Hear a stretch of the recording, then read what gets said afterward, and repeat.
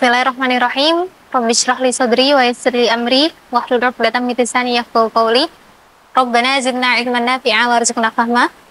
Allahumma la sahla illa ma ja'altahu sahla wa anta taj'alul hazna idza syi'ta sahla. Assalamualaikum warahmatullahi wabarakatuh. Alhamdulillahirabbil alamin. Segala puji bagi Allah yang telah memberikan kita nikmat sehat dan sempat. Dan alhamdulillah kita juga masih bisa merasakan nikmatnya iman dan Islam hingga detik ini. Salawat dan salam senantiasa tercurahkan kepada Nabi Muhammad SAW yang telah menjadi uswatun hasanah bagi umatnya. Teman-teman semuanya yang dirahmati oleh Allah, alhamdulillah pada hari ini kita masih bisa merasakan nikmatnya ketaatan di bulan Ramadan. Biasanya di antara kita itu lebih memaksimalkan ketaatan dan ibadah di bulan Ramadan. Jadi bulan Ramadan itu menjadi bulan yang di situ kita semuanya berlomba-lomba, kemudian saling mengingatkan satu sama lain agar melakukan ibadah, membaca Quran dan lain sebagainya. Karena kita semuanya tahu bahwa bulan Ramadan merupakan bulan yang di situ penuh keberkahan dan di situ juga penuh kemuliaan oleh Allah Subhanahu wa taala. Teman-teman semuanya, maka di bulan Ramadan kita sudah melewati setengah lebih dari bulan Ramadan. Ketaatan di bulan Ramadan itu sangat indah.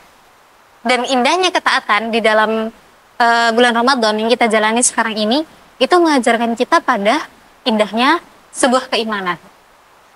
Ada sebuah hadis dari Anas bin Malik, diriwayatkan oleh Imam Bukhari di dalam kitabnya, bahwa Rasulullah SAW bersabda, "Salasun man kunna fihi wajada halawatal iman."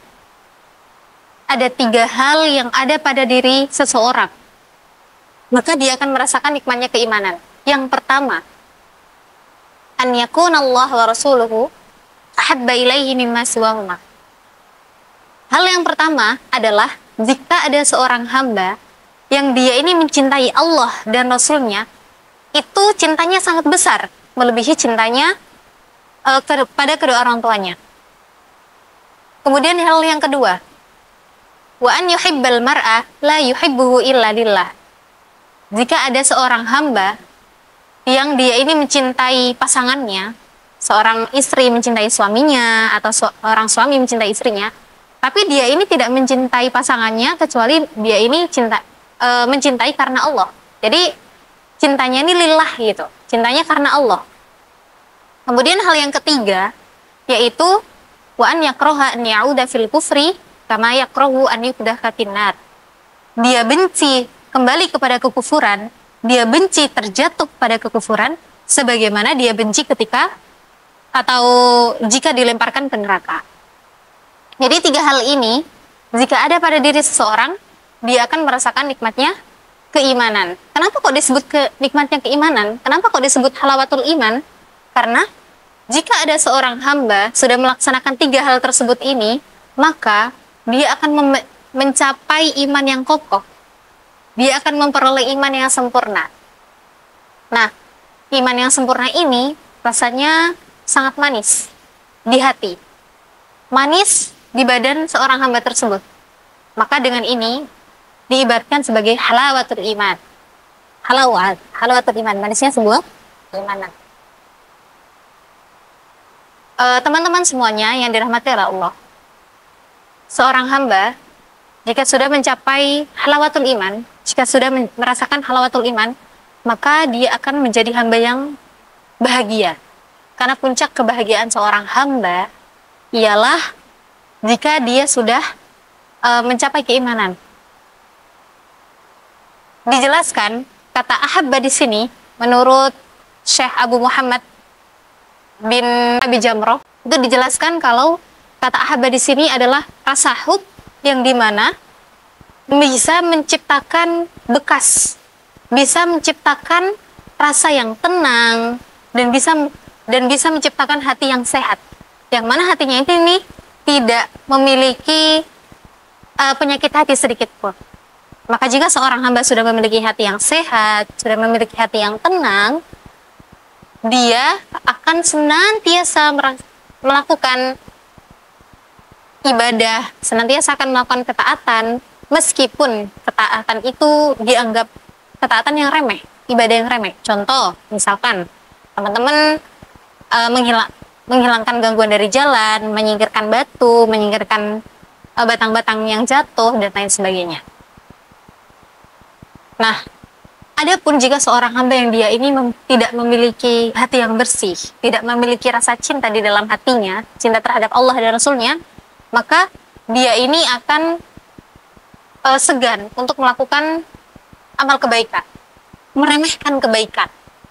Contoh, ada batu di jalan, dibiarkan, karena dia tidak merasakan kalau menyingkirkan batu adalah sebuah kebaikan.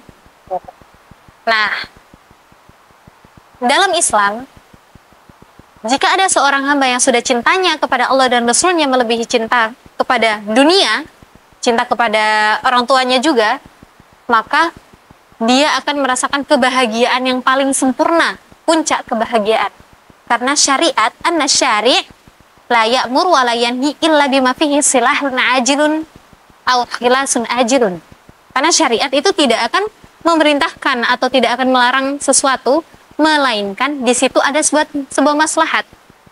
Jadi seorang hamba di sini, jika sudah melakukan amalan Allah, syariat-syariat Allah, maka dia akan merasakan nikmatnya keimanan, manisnya keimanan, kemudian dia akan merasakan maslahat. Entah itu maslahat ada di dunia, contoh maslahat di dunia, kehidupannya menjadi tenang, rezekinya diberkahi, dan lain sebagainya. Dan ataupun itu maslahatnya tuh nanti ketika di akhirat, misalkan dosa-dosanya diampuni, atau dia ini mendapatkan rahmat oleh Allah sehingga dia dimasukkan ke surga, dan lain sebagainya. Itu buah dari seorang hamba senantiasa melaksanakan syariat-syariat Allah sampai dia ini merasakan nikmatnya keimanan, sehingga dia mendapatkan maslahat yang berhak ia dapatkan, entah itu maslahat yang ia dapatkan di dunia ataupun maslahat yang ia dapatkan di akhirat kelak. Teman-teman semuanya yang dirahmati oleh Allah, bulan Ramadan menjadi bulan yang kita gunakan untuk senantiasa berlomba-lomba dalam kebaikan. Nah, semoga ketaatan-ketaatan yang kita jalani selama Ramadan itu menjadikan kita seorang hamba yang senantiasa mendapatkan keberkahan dari Allah, mendapatkan rahmat dari Allah, sehingga kita juga bisa dan sanggup untuk mendapat manisnya keimanan. Nah, teman-teman, Ramadan, jangan sampai kita ini hanya taat di bulan Ramadan aja. Jangan sampai kita ini taatnya nanti ketika setelah Ramadan selesai, ketaatan kita menjadi menurun. Gitu.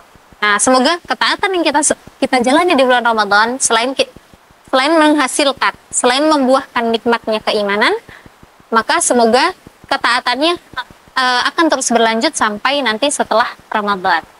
Kun robbanian wala takun ramadhaniyan. Jadilah hamba robbani. Jadilah hamba yang senantiasa berbuat baik karena Rob, karena Allah.